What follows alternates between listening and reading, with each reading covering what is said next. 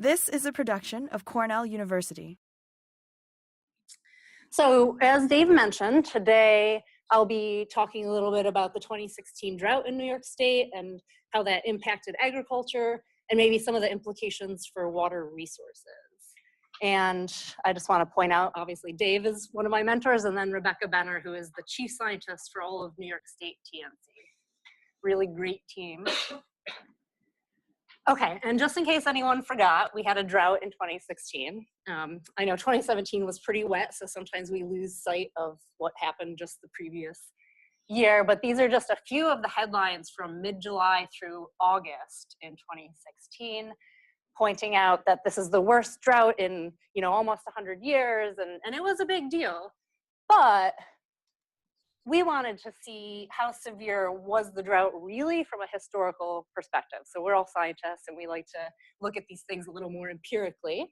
So the first thing we did was analyze 60 years of air temperature, precipitation, and snowfall data and stream flow data throughout New York to see just how bad was 2016 relative to the past 60 years. And then we wanted to know, well, how was agriculture impacted by this drought? So we surveyed farmers across all of New York State to get an idea of their yield loss, the economic impact, how they either were or were not able to cope with the drought, and how they reacted in real time. And then finally, and importantly, what does this mean for water resources? Why do we even care how farmers reacted and how they were impacted by the drought? So to get at this, we actually modeled crop irrigation water use throughout New York State. And we did this because water use reporting by the agricultural sector is, it's not well recorded or known or tracked, because unless a farmer is using over 100,000 gallons of water in a day or 3 million gallons in a month, they don't actually have to report their water usage. And we have over 35,000 farms covering 20% of New York's land. And a majority of those farms aren't using that much water, but you can imagine that adds up, even if a farmer is only using 50,000 gallons a day. So we modeled it in sort of an average year, a 15-year mean, to get a sense of sort of normal, typical water use, and then in a drought year. So what did it look like in 2016? So our study site is New York, and I love this map because it shows all of the agriculture in New York. So this is fruits and vegetables and field crops and everything. And you can see pretty obvious the Adirondack State Park, where there's no agriculture, and Manhattan. And then importantly, and why we all love the Finger Lakes and Cornell, it's really dense in the Finger Lake region there, Western New York. And then the dots indicate all of the counties where we had 275 farmers respond to our drought survey. So pretty good response rate. And that was in August and September of 2016. And you can also see that just about every county with significant agriculture, we had farms respond. So that was pretty cool. And then we also conducted more in-depth, in-person interviews with 75 of those farmers in January and February, so kind of post-growing season. All right, before I get into my historical analysis of the drought, I want to point out the drought monitor maps for 2016. And if none of you are familiar with the drought monitor, there's the website. It's really cool. It takes into account more than just climatological measures. So obviously temperature and rainfall and so on are important, but they also get subjective opinions. So they actually ask farmers on the ground, how are you being impacted by the drought? And that goes into these maps. So essentially, I just want to point out that in 2016, throughout the growing season, the drought monitor map did suggest that the drought got progressively worse throughout New York State, and particularly here in Western New York. And I'm pointing that out because not only do we have a lot of dense agriculture in Western New York, where the drought was the worst, but also I'm going to present some data specifically just from that Western New York region today, for the sake of time, A, and B, so that I don't dilute the results, because a lot of the agriculture in Eastern New York wasn't impacted similarly. The drought wasn't as bad. So I'll point out when I'm focusing just on Western New York today. Yeah, Shannon, yeah. On that previous slide, it's quite striking that the area of extreme drought is almost adjacent to an area of no drought.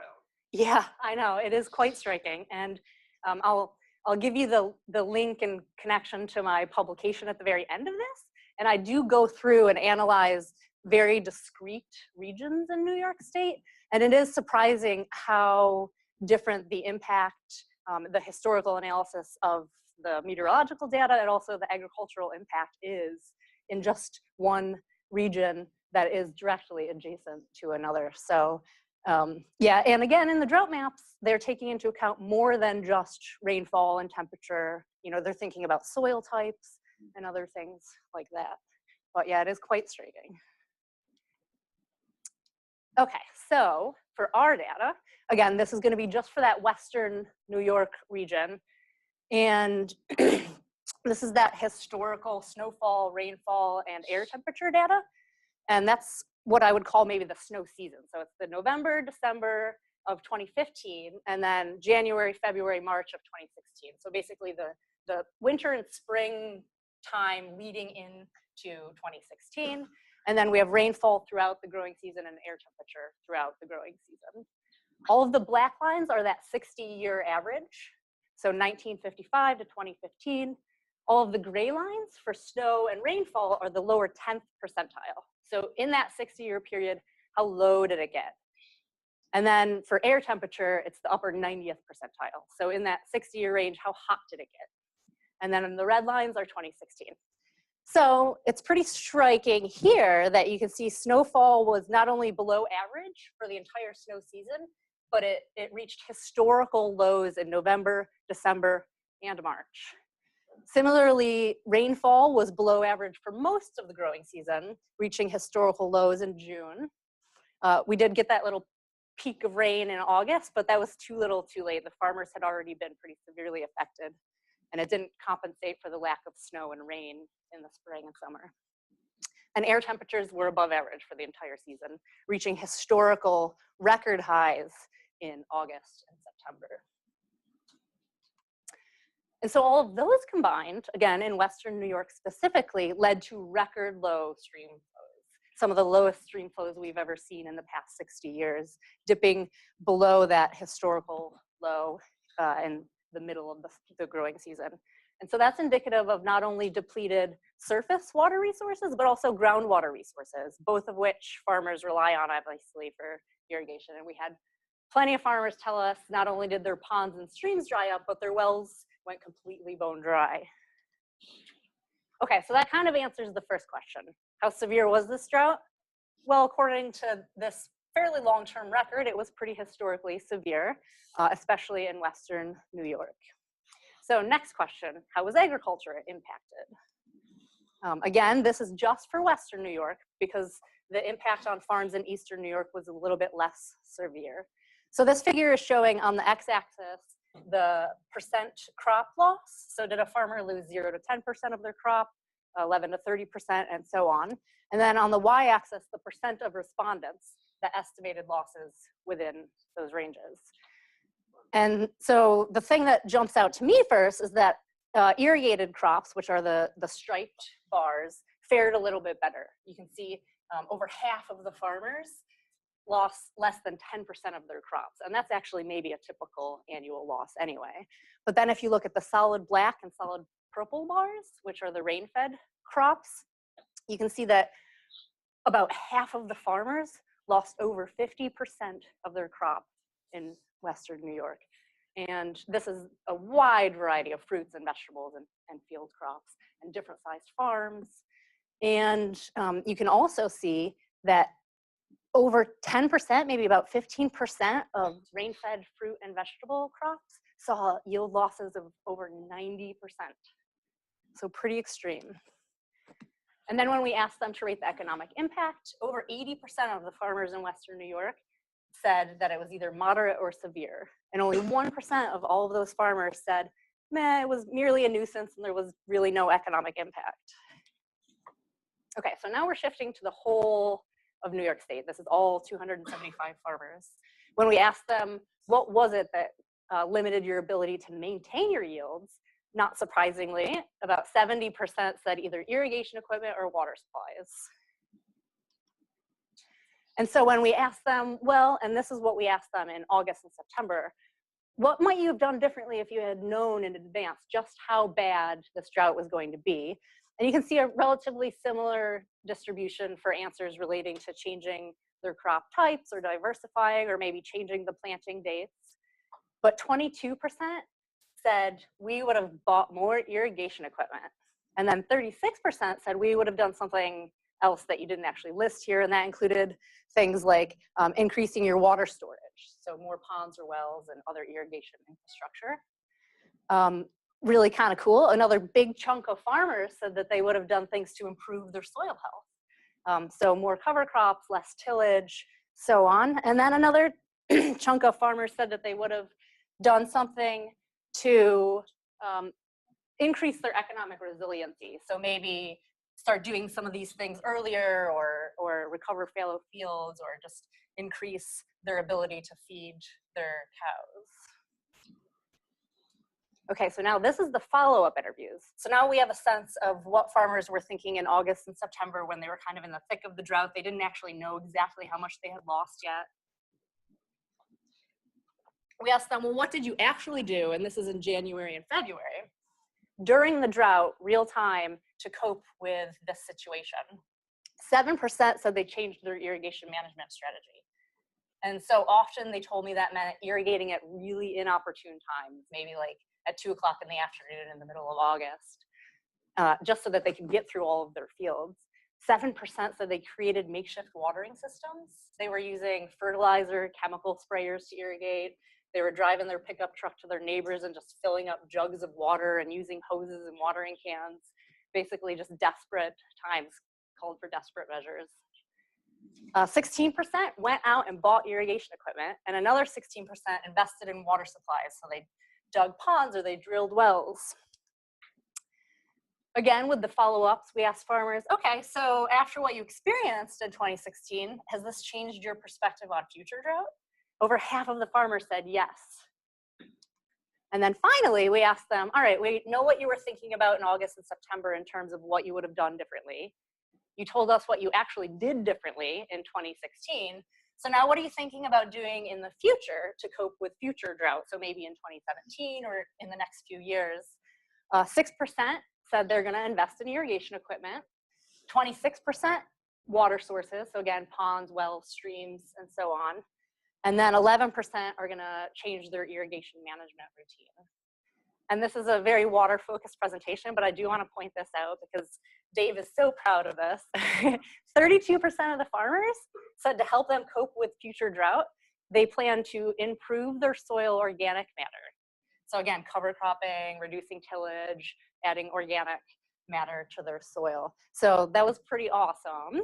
They know that healthier soil increases your resiliency to these climate extremes. All right, so we basically answered number 2. Farmers were pretty severely affected, especially in Western New York, and this got them thinking about drought in the future. They are thinking maybe it's gonna occur more frequently and how they're gonna prepare. And then we actually saw them change their behavior and do things that they may not have normally done if they weren't in the thick of a really bad drought. So finally, well, what does this all mean for water resources in a fairly water-rich, usually relatively humid state like New York? So before I get into our actual crop irrigation, potential crop irrigation water use, I want to point out this great figure from one of Dave's publications showing that in a lot of, this is just Rochester, New York, over about a 100-year period, but this could be said for a lot of regions in New York State, where we see precipitation, the blue line, doesn't quite compensate for potential evapotranspiration, the red line, during several summer months. So we have the summer water deficit.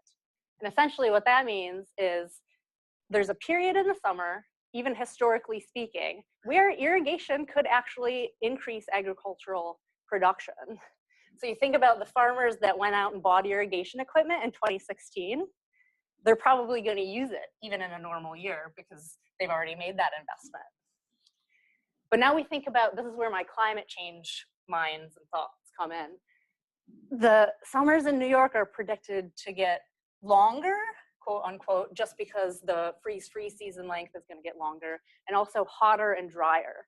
So this is data from the North American Regional Climate Change Assessment Program, and it's comparing a historical 30-year mean to this projected future 30-year mean. And this is just for the summer. They have all of the different seasons and the entire United States, so you can check this out online if you want. But essentially what they're saying is in the summer, temperatures throughout New York State in the future could increase anywhere from 3 to almost 6 degrees Fahrenheit, depending on where you are in the state. Precipitation could decrease 3 to about 6%, and the freeze-free season length could increase anywhere from 20 to 30 days in various parts of New York. So what does this mean? Well, we already have, historically speaking, a summer water deficit here, a period in the summer where irrigation could be optimal. But with climate change, we're gonna see that gray blob get really big and tall. Basically, you're gonna have sort of longer, warmer, drier seasons, which increases crop water demand, longer seasons, and hotter summers, and you combine that with decreased precipitation in the summer, you're gonna see a bump in irrigation. Okay, so now for our water use modeling, this is at the county level. In the manuscript, it's actually gonna be at like the DEC drought zone level, so this one's a little bit finer scale. But basically, this image is showing sort of normal average year potential crop irrigation water use. And again, I'll give you a link to the manuscript at the end of this. I'm not going to get into all of the modeling techniques we used because that would be kind of boring. But essentially what you're seeing is, on average, most counties throughout New York State use maybe 10 to 100,000 cubic meters of water throughout an entire growing season. So that's actually not that much water use, with a few counties maybe using 100 to around 800,000 cubic meters. And then of course we have Long Island with sandy soils, and they have a lot of sod and heavily irrigated agricultural acres. But then if we look like at a year like 2016, it gets really colorful all of a sudden, because now counties are using, on average across the state, 8 times the amount of water in a dry year compared to an average year. Some counties 17 to 23 times. So for some regions, we were seeing 800% increase in water use in a single growing season. And that equates to about 4 billion additional gallons of water being used just in one growing season. So in conclusion, with this giant climate change blob, there's various things that could happen in New York, including when Dave mentioned the increased kind of flooding with these heavy rainfall events, but also maybe more short-term summer droughts like the one we saw in 2016. So essentially, we're gonna have a lot more variability and uncertainty in our water supply. So how much is coming, when, where, and so on. And one of the ways farmers will adapt to this is to increase their irrigation infrastructure. That's not terribly surprising. And we're also not just assuming that. We saw that happen in 2016. We talked to farmers. They told us that is A, what they wanted to do, B, what they did, and C, what they're going to do more of in the future. And that's going to increase agricultural water use because, again, even in a normal, average, typical year, there is a summer water deficit. So it would be ideal for a farmer to irrigate if they've already invested in the infrastructure. And so in maybe a dry, droughty year, that could just maintain their agricultural productivity. But if you have kind of a normal New York summer, that could actually increase your productivity. And then that could also entice farmers from other regions in the country to come to New York and farm if they see this. So for instance, in the Western or Midwestern regions where they have much more long-term severe droughts and much more limited water resources, they might be enticed to come to New York and start farming here. And so that's just gonna keep increasing this water resource competition, and not just in the agricultural sector, but also the other competing forces in the industrial sector or residential sectors. And then that feeds right back into the loop of increased variability and uncertainty in our water supply. So I'll leave you with this thought. And that is, given the economic necessity to use irrigation to maintain yields, maybe even increase productivity, even in a normal kind of average year in New York State, a lot of the resource managers across the state need to start thinking about climate change, climate uncertainty, and potentially increased irrigation water use, which is just going to create more uncertainty in the water supply. And this goes for a historically humid region like New York, or anywhere in the world, or anywhere in the country. The whole southeastern United States need to start thinking about this. And so the questions that I'm going to continue to address are, A, how are farmers going to adapt to climate change? We saw some of that with how they adapted in 2016 with the drought. And B, how do we protect our water resources and agriculture in New York State and keep them both viable? They're both really important for the economy of New York State. And obviously food and water are two pretty important things for all of us. And then finally, I'll leave you with a few of our publications. So we had a lot of extension publications come out of just the survey results, if you're interested in digging in deeper. Veg Edge, Scaffolds, and What's Cropping Up are vegetable, fruit, and field crop extension publications. KICS, if you don't know about them, is the Cornell Institute for Climate Smart Solutions. Their briefs are usually geared more towards policymakers and researchers.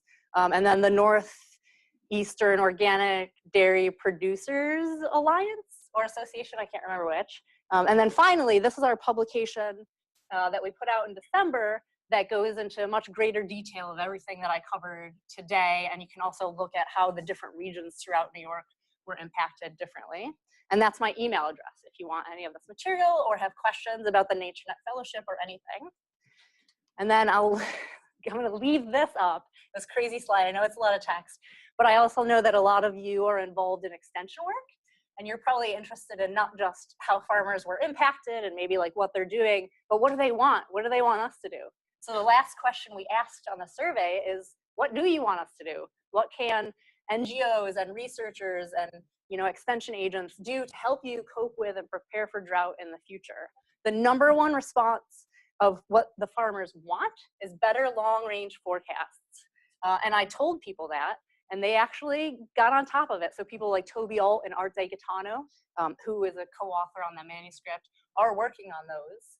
And then the #1 thing they want to know more about is drought-resistant crops.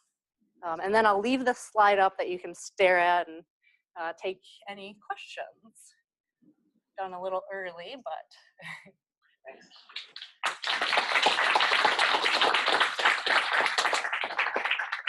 So, yeah, questions for Shannan?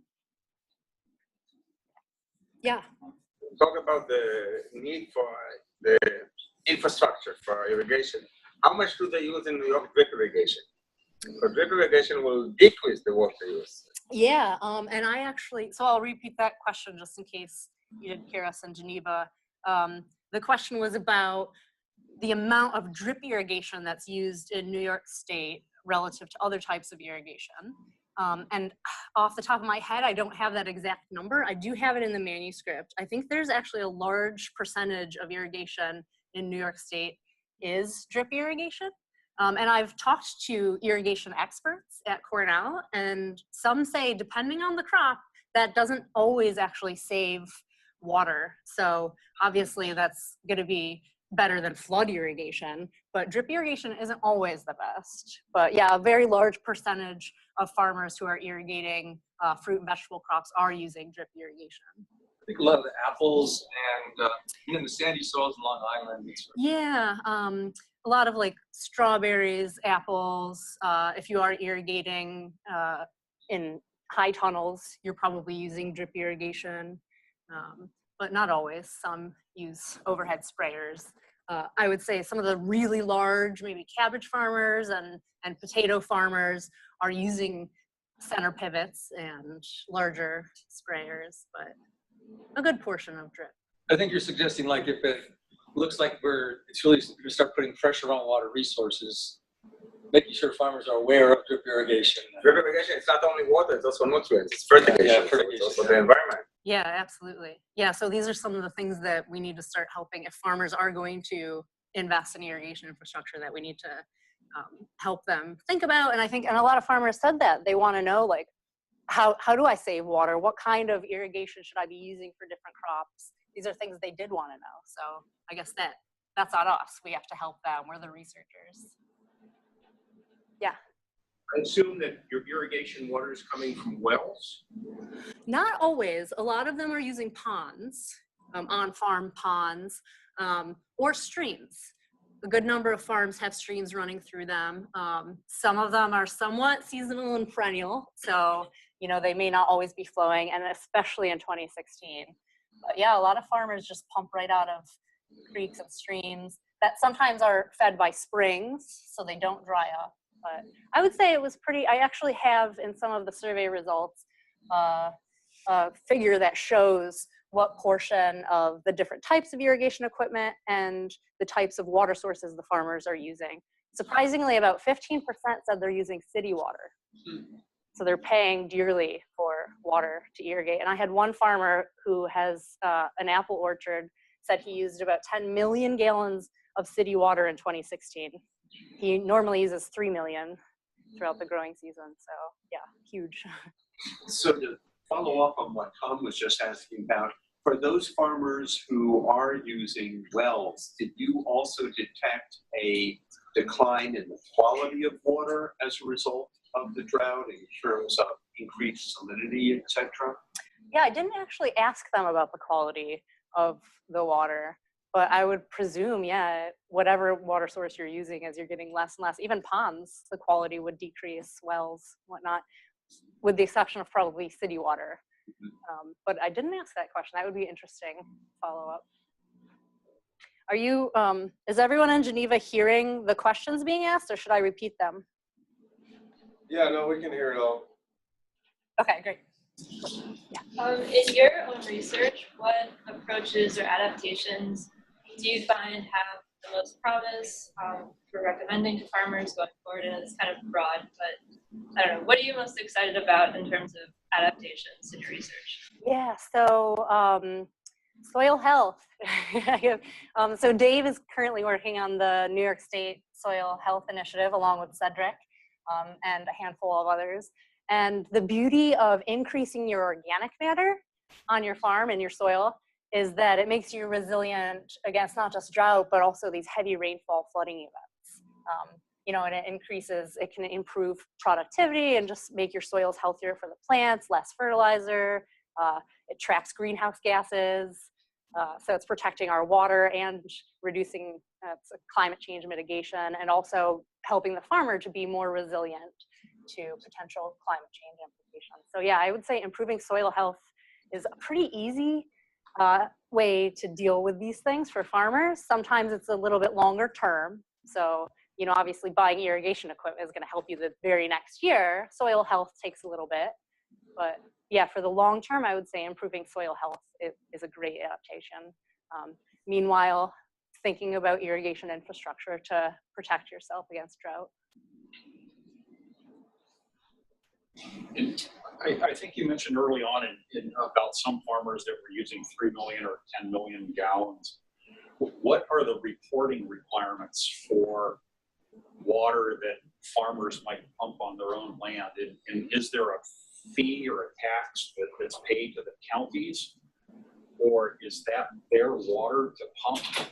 In terms of water rights, I don't know anything about how this works in New York. Yeah, I'm not, I went to a really cool water conference in West Virginia a while ago and saw an amazing presentation by a water rights lawyer out of Pennsylvania.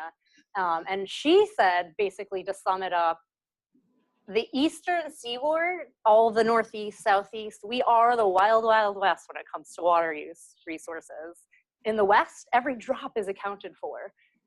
In the east, it's really, there are no water rights. Yeah, if it's on your own property, you pretty much own it. It's not really regulated if it's your own pond, but those giant ponds could be stopping water from getting to other water resources, streams.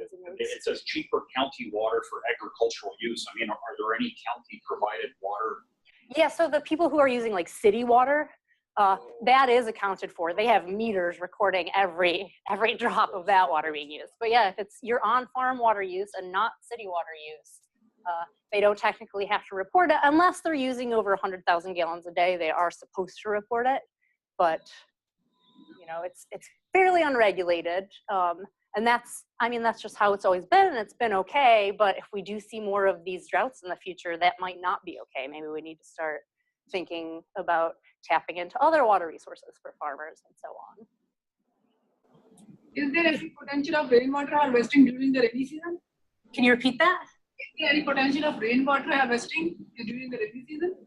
Well, so yeah, that's something we've thought about, and I know in the southeastern United States. So the question is basically saving the water, catching the water during the rainy season, right, and reusing that. So for instance, we have these heavy rainfall events in the springs, and rather than just let all of that run off and affect potentially water quality, can farmers keep that? And that is definitely one thing, maybe more ditch systems and ponds on your farm that they're experimenting with in the southeastern United States. But it would be interesting to try that out in New York too. And Dave and I have talked about that a little bit. It seems like it could work. It's a lot of investment for a farmer, though, to put in all of that infrastructure. And then you're also taking land out of production if you're building, you know, a 5-acre pond. So yeah, but that would definitely be, if we do start seeing more droughts in the future, one potential way to deal with it. Did anyone in Geneva have questions? Yeah, could I ask a question from Geneva? Could you hear it? Yeah, go ahead. Okay, so yeah, I'm interested in the organic soil because that's new for me, and I know organic soil is good in severe climate like the drought weather. So, but what's the percentage of organic soil in American, especially in the Western New York State?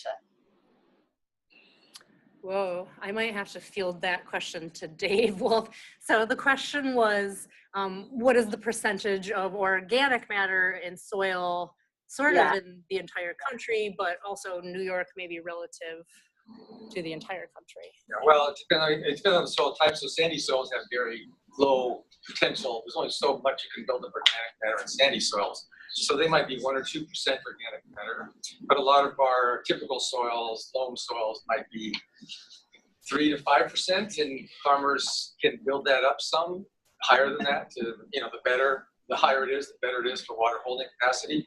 And then we actually have a few pockets of truly what we call muck soils here, which are really just peat soils, almost like super high organic matter, where a few crops and some of the sod is grown. So it kind of ranges, but I think the big target, probably most of the acreage, is in that kind of loam soil where it might be anywhere from maybe a poorly managed soil might be as low as 2% to 4 or 5%, and trying to build that up and keep it high. Did that answer your question? Yeah, thank you. I have another question here from Geneva. Okay, go ahead. When you showed the data that there's a deficit in precipitation during the summer from the evapotranspiration, I know that when you're doing the water balance for that sort of thing, you can calculate how much is coming from the from underground water. That's like because of course plants are not dying every time during the summer. Did you take a look at how during that specific season, because the drought was so severe, how much water was taken out of the water table, and if the following season that was replenished, or that sort of calculation? Yeah, I didn't actually, I didn't do any real field work aside from being in the fields talking to farmers. So I wasn't measuring actual soil moisture. That would have been cool, but I'm pretty sure there is that kind of data available online, probably through NOAA or USGS, where you can look at soil moisture, and I haven't done that yet. It would be interesting. I was just operating under the assumption that given all of the snow and rain that we had in 2017, that probably the water table came back up. This was a pretty short-term drought, not a long-term drought.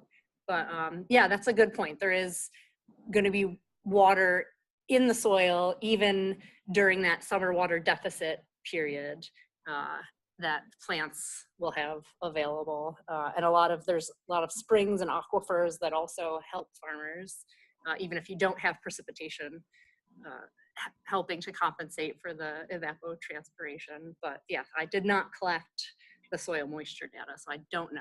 I think I would say based on those yield declines, I mean, the soils were pretty dry. yeah, in 2016, yeah, I would say so. And actually, we did in 2017. I was so lucky to have 2 such different years. We did survey farmers and ask them about how the heavy rainfall events and flooding impacted their farms and their yields and so on. So we do have some of that data. Unfortunately, we didn't have quite as great as a response rate. So, it's probably not peer-reviewed journal publishable, but perhaps in some of the extension publications. So keep your eyes out for that. Sorry, I couldn't answer that question better, but yeah, I would say the soil was really dry in 2016, and it probably wasn't as dry in 2017. I think, the hydrologists here, Todd Walter, I think those guys did track that, and it took a long time. I mean, Oh yeah. by the time we got to, growing season of 2017, the stream flows and stuff. Had come back up. Yeah. It took the whole All winter. Yeah, if we had had another low snowpack year, it probably would have been pretty damaging. This year's been a low snowpack, by the way. Okay, well, one more? Yeah. Are you seeing farmers reporting issues with the invasive earthworms and drought related to that at all? I don't know if farmers are experiencing it, but I know a lot of homeowners and gardens are seeing increased, basically drought because of loss of water retention due to disturbed soils. Oh, so yeah, this is new to me. So these invasive worms are more prevalent during drought, is that? No, they're here now and they're getting worse in certain areas. I don't know what their pattern is across our state though, but they're disturbing soils in cultivated areas and woodlands also in a way that basically the soil just becomes worm castings and it's really hard to keep moisture retention. Interesting. But I don't know if it's affecting farmers at all or not. I haven't heard anything about it. I just wondered if it came up at all during the drought, that it was even harder to keep moisture in the soil. Yeah, no, I didn't have farmers tell me anything about the worms, but On some, home gardens where you get to the point where there can be so much worm activity and so many worms. I've hardly ever seen a commercial farm where there's that much worm activity. You're probably talking about Lumbricus terrestris, which is brought up by the Europeans in the 1800s. It's called an invasive. It has been here, the common earthworm, for a couple hundred years. So the new one? Actually, yeah, the Asian earthworm. Oh, the Asian one. Yeah. But that's good to, I wasn't sure if it was affecting farmers at all or not yet, so it's good to hear that it's not really coming up. yeah, I'm not sure. they have to deal with so many other things. That's probably bottom of their list. For woodlands, it's a bigger issue because the nutrient cycling can be so fast with those kind of worms that the trees are growing slowly. It's not like an annual row crop where there's a lot of fast growth and plants need a lot of nutrients. So the worms are doing so much activity that the nutrients get released by the earthworm activity before the trees can actually capture it. So,